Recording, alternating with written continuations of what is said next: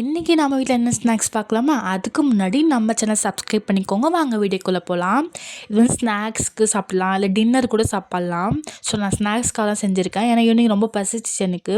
So என்ன செய்றதுன்னு நான் தேடி பார்த்துட்டே இருந்தேன். அப்போ வந்து கொஞ்சமா அவல் இருந்துச்சு. ஸோ அதனால அவல் உப்புமா செஞ்சு சாப்பிடலாம். நல்ல காரமா இருக்கும், டேஸ்ட்டா இருக்கும். இது எந்த மாரி டேஸ்ட்ல இருக்கும்னா, இந்த அவல் இட்லி உப்புமா இருக்கும்ல, அதே மெத்தடு தான். அதே அதே டேஸ்ட்ல தான் இருக்கும் இதுவும். ஸோ அது எப்படி செய்றதுன்னு பார்க்கலாமா? வாங்க வீடியோக்குள்ள போலாம். கொஞ்சமா அவல் எடுத்துருக்கேன். அது இல்லாம தண்ணீல நல்லா ஒரு 2, 3 டைம் வாஷ் பண்ணி எடுத்துக்கலாம். அந்த வாஷ் பண்ணிட்டோம்லையா, அந்த மேல இருக்க அந்த டஸ்ட்டெல்லாம் இருக்கும்ல, அதெல்லாம் போயிடும். 2, 3 டைம் வாஷ் பண்ணி எடுத்துக்கோங்க.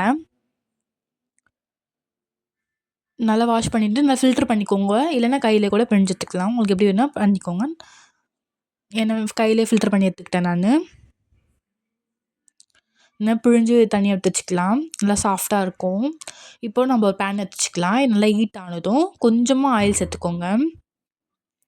இன்னும் நம்ம நான் கொஞ்சமா செஞ்சிருக்கேன். உங்களுக்கு அதிகமா வேணும்னா அதுக்கேத்த மாரி நீங்க ஆட் பண்ணிக்கோங்க. கொஞ்சமா கடுகு, அப்புறம் கொஞ்சம் சீரகம், உளுத்தம்பருப்பு, கடலைப்பருப்பு இதெல்லாம் நல்லா பொரிஞ்சு வந்ததும்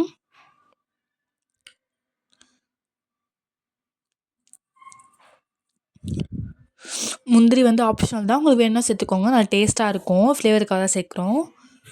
இது எல்லாமே நல்லா கொஞ்சம் நல்லா வதங்கி வரட்டும்.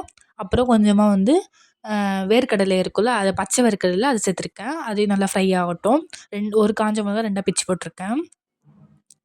எல்லாத்தையும் நல்லா மிக்ஸ் பண்ணிவிட்டு நல்லா பொரிஞ்சு வரட்டும். கொஞ்சமா கருவேப்பிலை சேர்த்துருக்கேன். இது நம்ம காரத்துக்குன்னு எதுவும் சேர்க்க மாட்டோம். பச்சை மிளகா, காஞ்ச மிளகா மட்டும் தான் சேர்த்துருக்கேன். ஒரு வெங்காயத்த குட்டியா கட் பண்ணி சேர்த்துருக்கேன். அப்புறம் ஒரு பச்சை மிளகா 2ஆ கட் பண்ணி சேர்த்துருக்கேன். இதுதான் நம்ம காரம். ஸோ அதனால நம்ம இது மட்டும் சேர்த்துக்கலாம். உங்களுக்கு எவ்வளோ காரம் வேணுமோ அவ்வளோ சேர்த்துக்கோங்க. கொஞ்சமா சால்ட் ஆட் பண்ணிக்கலாம். இது நல்லா ஃப்ரை ஆகி வரட்டும். கொஞ்சம் மஞ்சள் தூள் எல்லாத்தையும் நல்லா மிக்ஸ் பண்ணி விடுங்க. நல்லா கோல்டன் ப்ரௌனிஷ்ஷா ஆகட்டும். இதெல்லாம் கோல்டன் ப்ரௌனிஷ் ஆகிட்டோன்னே நம்ம ஃபில்டர் பண்ணி வச்சுருக்கோம்ல அவல், அதை சேர்த்துக்கலாம்.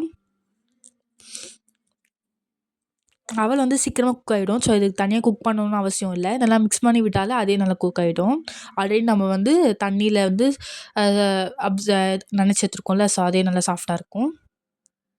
எல்லாத்தையும் மிக்ஸ் பண்ணி விட்டுட்டு லைட்டாக கொத்தமல்லி தூவி இறக்கிடலாம். ஈஸியான சிம்பிளான அவல் உப்புமா ரெடி. நீங்களும் ட்ரை பண்ணி பாருங்கள். மறக்காமல் எப்படி இருக்குன்னு கீழே கமெண்ட் பண்ணுங்கள்.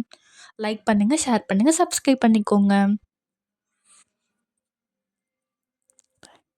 ஈஸியான ஹெல்த்தியான அவல் உப்புமா ரெடி. பாய்.